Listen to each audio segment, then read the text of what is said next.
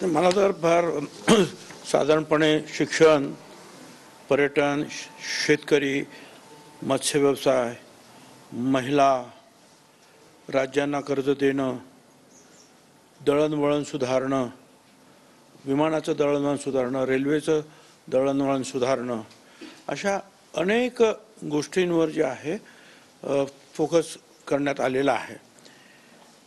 केंद्रीय मंत्री निर्मला सीतारामन यांनी जो अंतरिम अर्थसंकल्प मांडलेला आहे, मला असं वाटतं त्याच्यामध्ये टीका करण्यासारखं तर काहीही कोणाला वाव त्यांनी दिलेला नाही.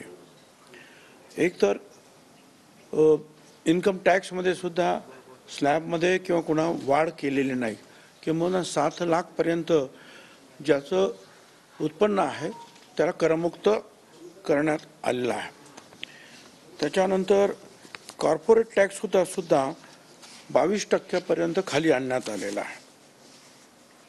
3 मोठे रेल्वे कॉरिडॉर्स निर्माण करणार आहेत आणि 517 नवीन विमान मार्ग जे आहेत सुरू करणार आहेत. त्यामध्ये निश्चितच आपल्याला सुद्धा राज्यामधले जे अनेक विमानतळावर जे आहे नवीन विमानं येतील. काही हजार नवीन विमानांची सुद्धा जे ऑर्डर देण्यात आलेले आहे. लहान लहान शहरांमध्ये सुद्धा मेट्रो आणण्याचा प्रयत्न जो आहे सरकार करत आहे, ही एक आनंदाची गोष्ट आहे. 3 कोटी महिलांना लखपती करण्याचा उद्देश आहे. मत्स्य विभाग आपल्या महाराष्ट्राला सुद्धा 750 किलोमीटरचा समुद्रकिनारा लाभलेला आहे आणि तो व्यवसाय वाढण्यासाठी, त्याच्यामध्ये लक्षावधी रोजगार निर्माण होण्यासाठी फार मोठ्या प्रमाणावर आर्थिक सहाय्य देण्यात येत आहे. संरक्षणाकडे सुद्धा दुर्लक्ष केलेलं नाही. जवळजवळ 1000 फायटर विमानांचे जे आहे ते निर्माण मिळवणार आहेत, व्यवस्था करणार आहे. राज्यांना सुद्धा बिनव्याजी कर्ज जे आहे, या काही राज्यांना आवश्यकता वाटतेच आहे. 75,000 कोटी रुपये जवळजवळ बिनव्याजी कर्ज देत आहेत. 80 कोटी लोकांना मोफत धान्य देण्याचा कार्यक्रम सुद्धा त्यांनी जाहीर केलेला आहे आणि तो त्यातून सुद्धा गरिबांना धान्य मिळत राहणार आहे. फूड प्रोसेसिंग जे आहे ते वाढावं, याच्यासाठी सुद्धा या व्यवसायाला त्यांनी आर्थिक सहाय्य देऊ केलेलं आहे.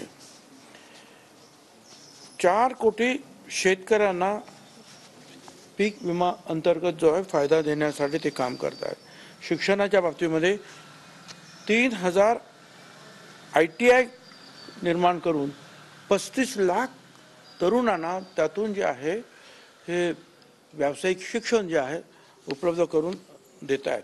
आणि प्रत्येक जिल्ह्यात मेडिकल कॉलेज करण्याचा त्यांनी जे ठरवलेला आहे, त्याचा सुद्धा उपयोग, कारण प्रत्येक मेडिकल कॉलेज बरोबर हॉस्पिटल सुद्धा येणार आहे पूर्णपणे, तर त्याचा सुद्धा उपयोग फार मोठ्या प्रमाणात होणार आहे.